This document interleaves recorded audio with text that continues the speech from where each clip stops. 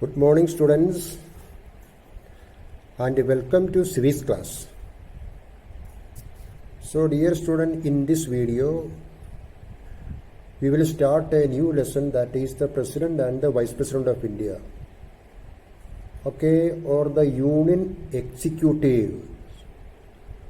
Already we have learned about the legislature, no? The Union Legislature, Parliament of India. Please remember the points in that lesson. Now it is about the executive, the second organ of the government. Legislature, executive and judiciary are the three organs of the government. Okay, so we have learned about one, that is legislature, the lawmaking body of the government. Now it is the second one. So executive wing of the government of India, Union Executive. We will learn about the President of India, Vice President of India, Prime Minister of India and his cabinet are the part of the Union Executive. Okay, in this video, we will learn about the President and his election, qualification for election, and who is electing him. So, in order to elect the President of India, there is an electoral college. What is the composition of this electoral college? You will learn. Okay. And what is the method of election? Okay. After that, we will learn about the term of the President of India. According to the new revised syllabus, we have to learn qualification for election, composition of the electoral college, reasons for indirect election, term of office of the President of India, procedure for impeachment. Okay, we will learn what is impeachment, and which body in our country can impeach the President of India from his office. Impeachment. Parliament of India has the power to impeach the President, remove the President, but there should be reason for this procedure. We will learn the procedure of impeachment. Then we will learn about the powers of the President of India, executive powers of the President of India. The chief executive of our country, President of India, enjoys executive powers. So what are the executive powers of the President of India? Then we will learn about his legislative powers. Okay, legislative powers. Thirdly, we will learn about discretionary powers of the President of India, and finally the emergency powers of the President of India. Emergency, what is emergency? And we will learn about the three types of emergency: national emergency, constitutional emergency, and the third one is financial emergency. Okay, so we will learn about all this one. Qualification, okay, we will learn. Okay, so this is the introduction. Okay, now let me start. The executive power of the Indian Union is vested in the President. He exercises this power either directly or through all officers of the Union who are his subordinates. Okay, the executive power is vested in the hands of the President of India. According to our constitution, he has vast powers. He can exercise these powers, but in order to exercise his powers, he must seek the advice of the Prime Minister of India. That is compulsory. Prime Minister of India will advise the President. As per the advice of the Prime Minister of India, President can perform his duties. But in one case that we will learn discretionary powers of the President of India. He can use his wisdom and judgment in some rare occasions. Okay, when is that? We will learn afterwards. Okay. The President is the head of the state and the supreme commander of the defense forces of India. President of India is the chief executive and the supreme commander of the Indian Armed Forces. Last year this question was there. Who is the supreme commander of the Indian Armed Forces? President of India. He is the supreme commander of the Indian Armed Forces. Please remember this point. The President exercises his powers on the advice of the Prime Minister and the Council of Ministers. Okay. President of India can exercise his powers, no? Okay, already we have learned. He has to seek the advice. The Constitution provides that there shall be a Council of Ministers with the Prime Minister at the head to aid and advise the President in the exercise of his power or functions. According to the 42nd Amendment Act, it is necessary for the President to exercise his or her powers or functions in accordance with the advice of the Council of Ministers.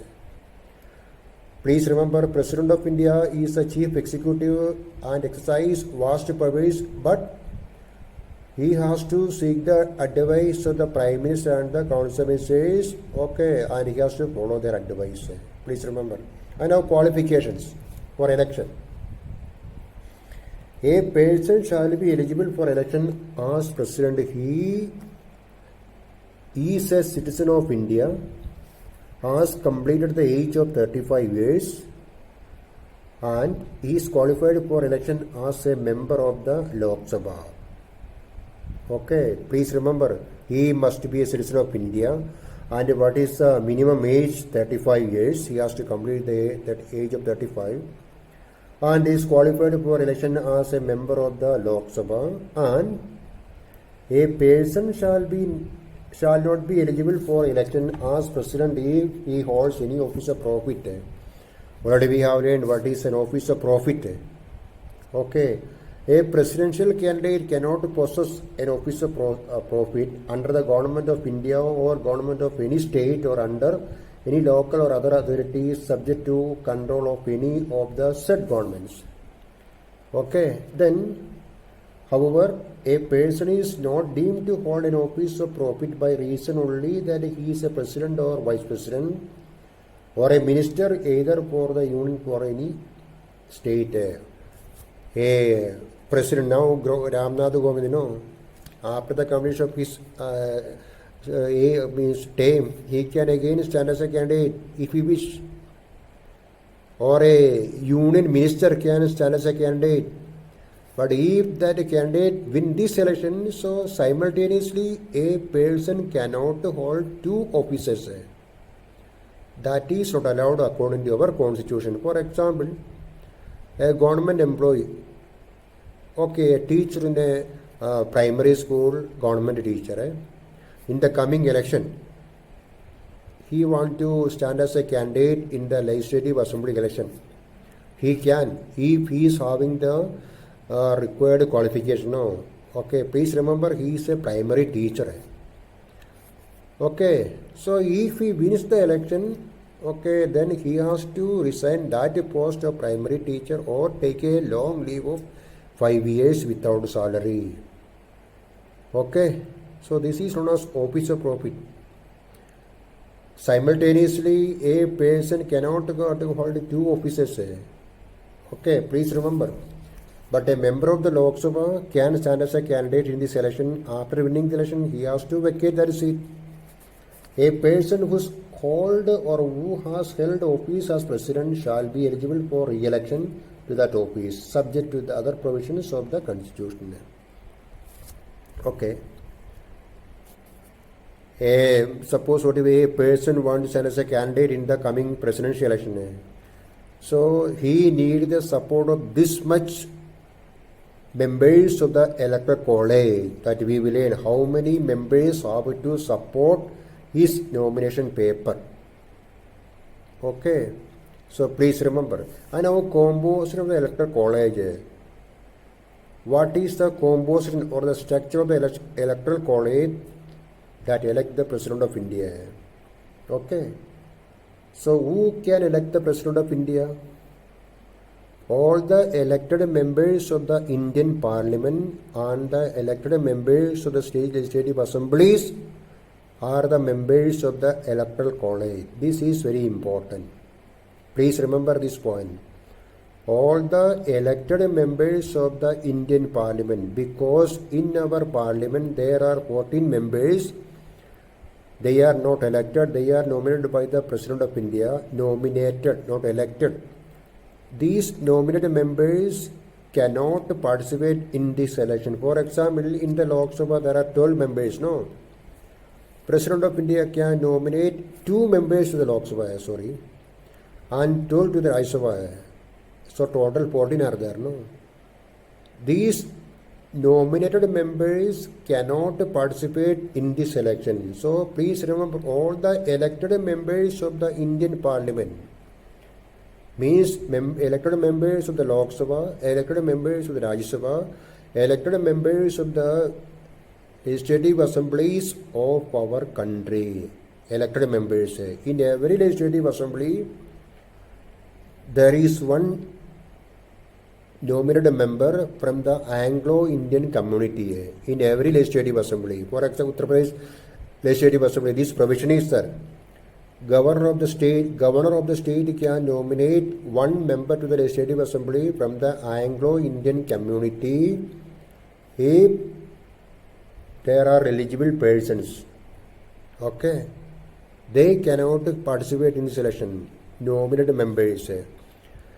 Okay, all the elected members of the Parliament and the various legislative assemblies of our country can participate in this election. Okay. The elected members of both those of Parliament, the elected members of the legislative assemblies of the state, including National Capital Territory of Delhi and the Union Territory of Pondicherry or Puducherry. Okay. Composition of the Electoral College. And nominated members of either House of Parliament and state assemblies are not eligible to be included in the Electoral College. Please remember this point. Here this question is, sir, what is the composition of the Electoral College which elect the President of India? Then you can write, all the elected members of the Indian Parliament and the legislative assemblies of our country are the members of the Electoral College which elect the President of India. Okay. A presidential candidate will have to proposed by 50 members of the Electoral College and seconded by 50 members. Earlier the requirement was 10 proposers and 10 seconders. A presidential candidate, I mean, so suppose a person wants to stand as a candidate in the coming election. So 100 members of the Electoral College have to support him, sign his nomination paper. Then only the returning officer will accept his nomination paper.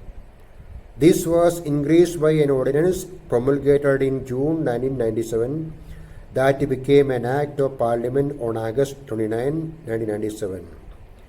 The ordinance also raised the security deposit of a candidate for the presidential election now.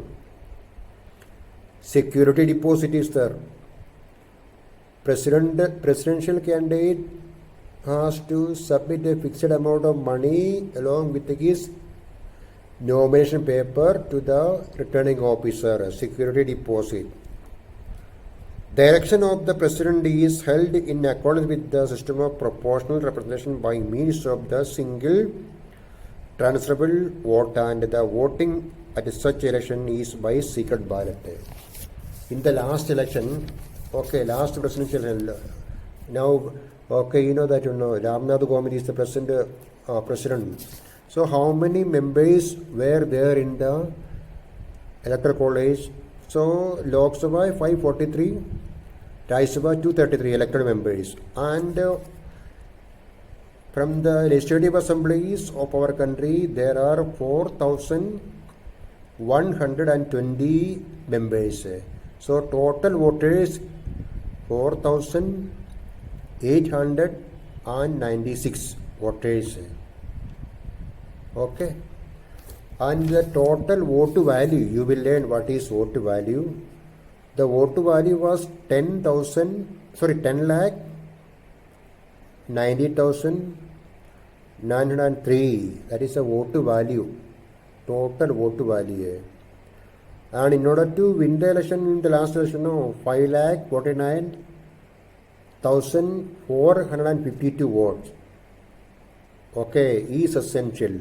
Means, okay. So vote value, how to find the vote value? What is the vote value of UPMLA in the last election? Vote value 208 was the vote value. Okay, and from Sikkim only 7. That is there is a relation between the vote value and the population of the state vote value. So that is not in our syllabus.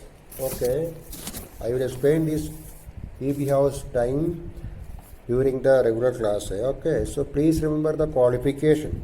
And now, what is need for direct indirect election? Why it is indirect election? If the president was to be elected directly by the people, he could become a rival center of power to the council ministers. This would be against the parliamentary system with ministerial responsibility. According to our constitution, no, President of India is the head of the state, and according to our constitution, who is the head of the government? Prime Minister of India. That is why there is what we call a indirect election. As Jawaharlal Nehru said in the Constituent Assembly, we could not have a directly elected president and not give him real powers. It is not a presidential form of government, no, parliamentary form of government is there. That is the reason, 1 point, please remember.